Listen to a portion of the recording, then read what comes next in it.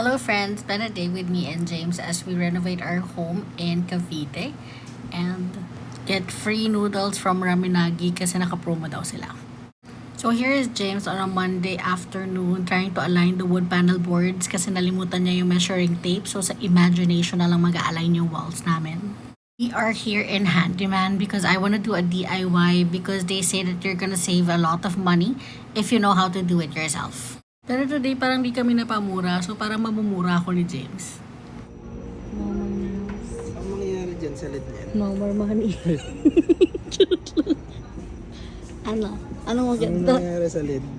All in all, bumili kami ng 11 panels plus etong wishy-washy soap. Siyempre, this is for me because I think this is a good find. $199 sa dami ng sabon na to. Parang kaya niyang hugasan lahat ng kasalanan ko since birth. Dahil tapos na tayo mag-shopping, kakain na tayo.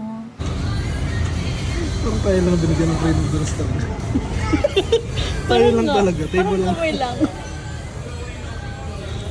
Pili ko na, dahil sa awa, nabigyan kami ng noodle. Extra free noodles. Parang kung pili ko ngayon lang nila, tinanong mo yun. Kino ko.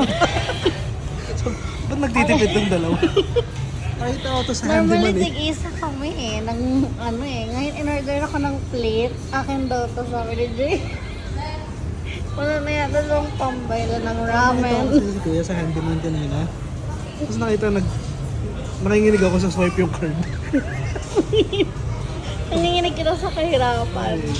Go home improvement pa more. Dahil busog na tayo, i-check natin kung kaya pa natin kumasya sa sasakyan. Go! At this point, parang iniisip ni James kung ang panel board ba o ako. Here we go. Oh my gosh. Yes. Oh, look at that.